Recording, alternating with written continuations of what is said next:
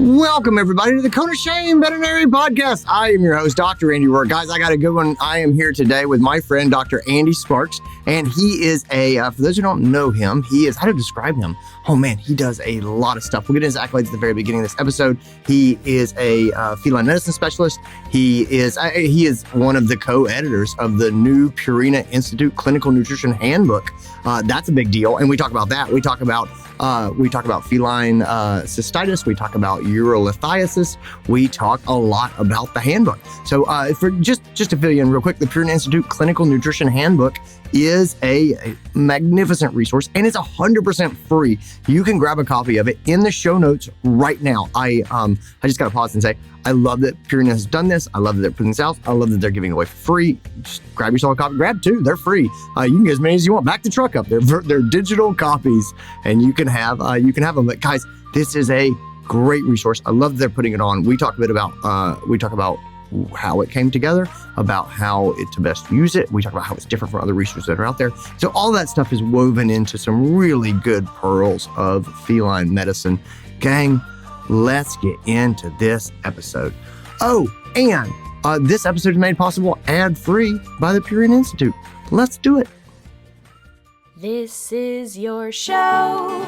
We're glad you're here. We want to help you in your veterinary career. Welcome to the Cone of Shame. Welcome to the podcast, Dr. Andrew Sparks. Thanks for being here. Thanks very much. Thanks for the invitation. Oh, it's my pleasure. You are fascinating.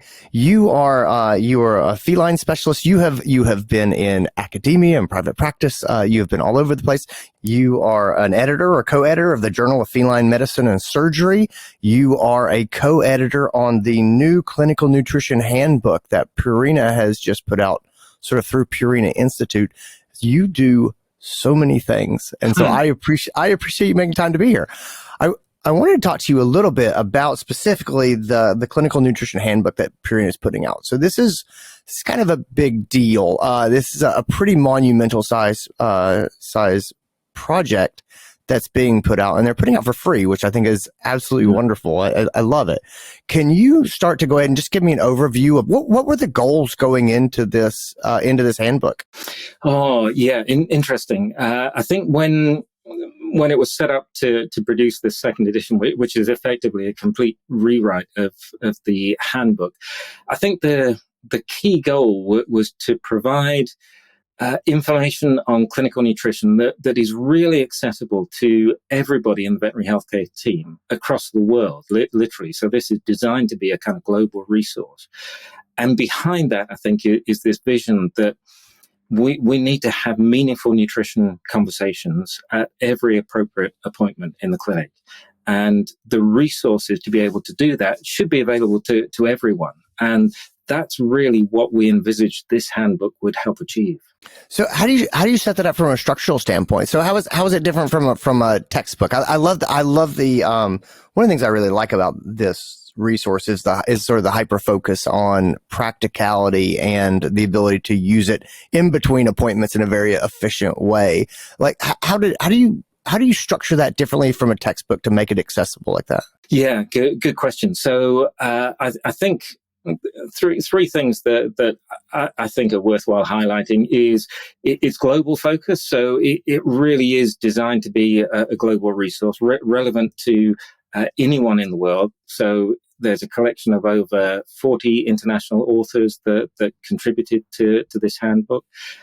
Second thing is every chapter is really focused. There is enough information within each chapter to get a good handle on the background of the particular disease or condition that's being talked about, but really focusing in on understanding nutritional recommendations as well. So that's a kind of tough ask when you're dealing with international specialists to really focus in and make the information succinct, but that has been really well achieved, I think.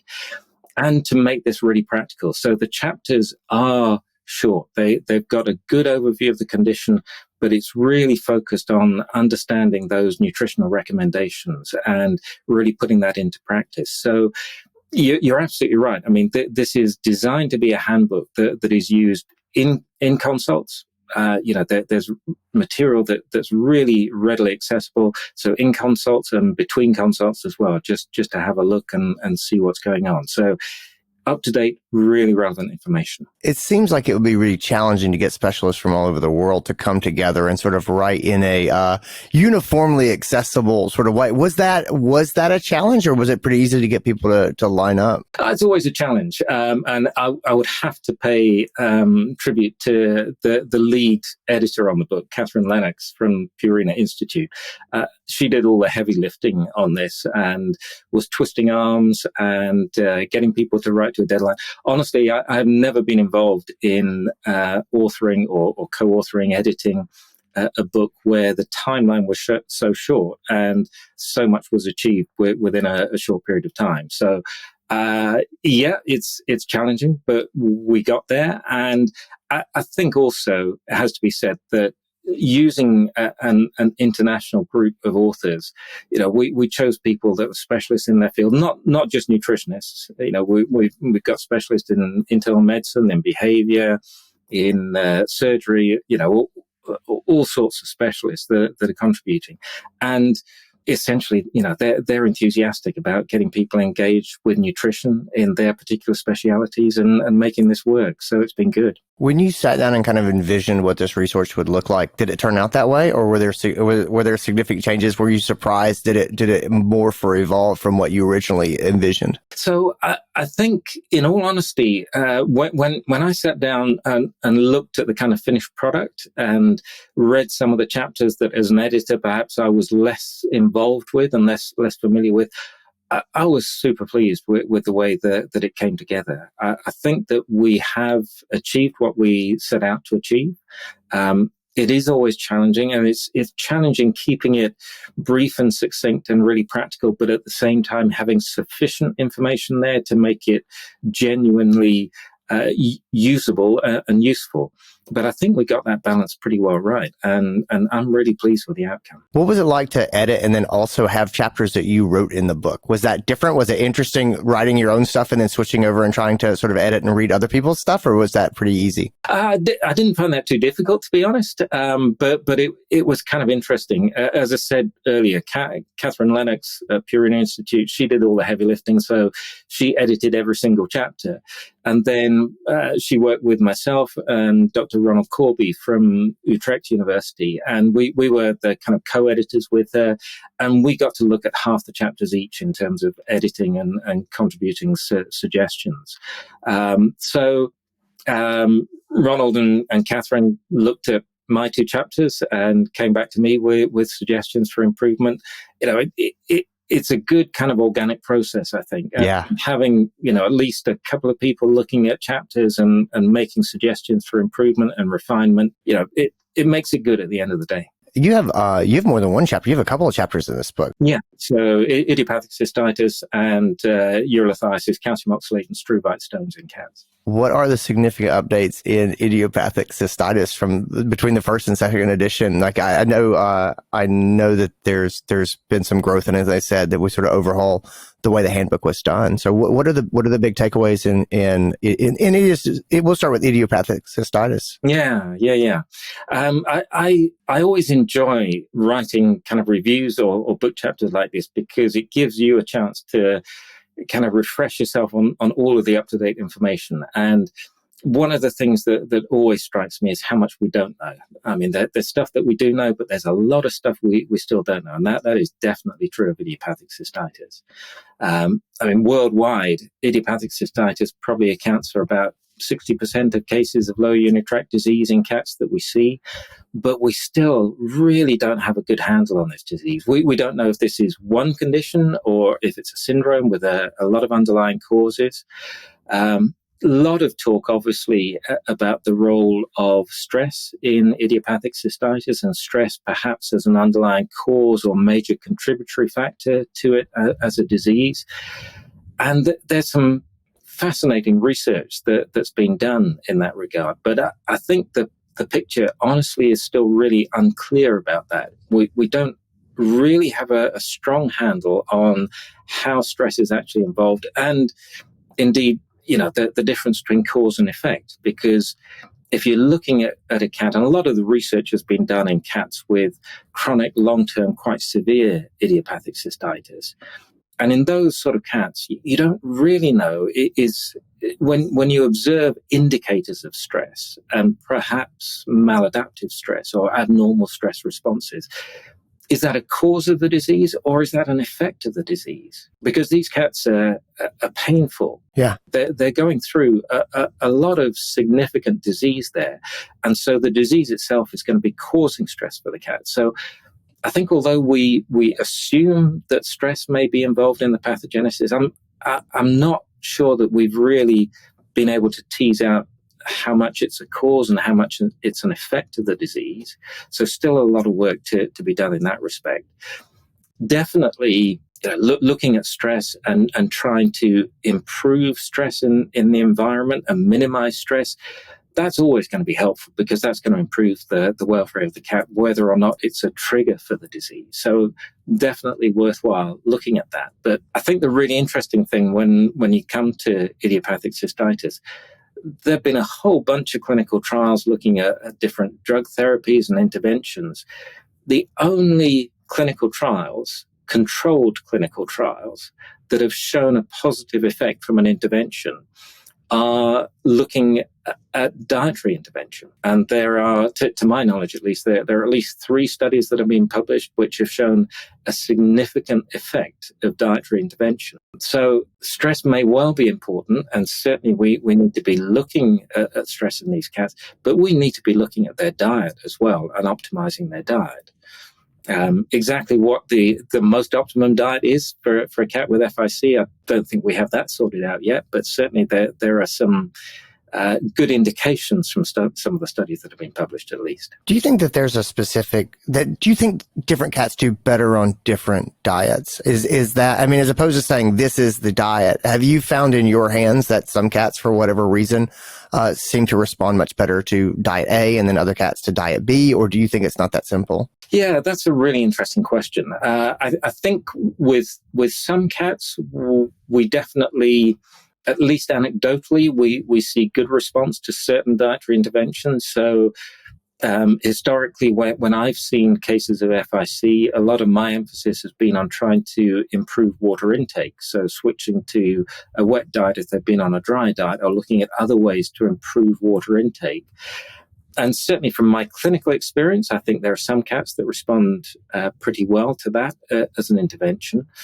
But having said that, I think clinical experience can be misleading. So it's those controlled trials that we really need to be looking at to have good quality evidence for what we do. No, I completely agree with that. And that actually, I was toying with asking this question, and now you've landed right on it. So I have to ask it. But our clinical experience can be misleading.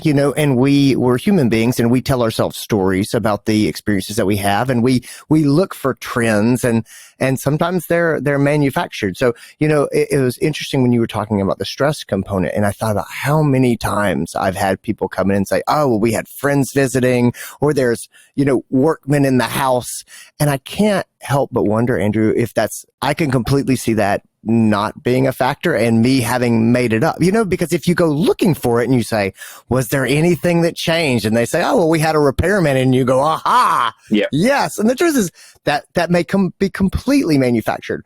Are you sold on that type of narrative at all? If a pet owner says to you, I heard this was stress and we had visitors from out of town, do you kind of nod and go along with that and say, yeah, it could be, or do you, are you more skeptical than that? That's a really tough one. I have become more skeptical over time, I have to say. I mean, as you say, I think we're very good at telling ourselves stories, and we're very good at looking at ways to affirm what we already believe is true. So if you're sold on the idea that this is a disease that's caused by stress or is triggered by stress, then it's very easy to find something that's happened in the recent past that could have triggered that.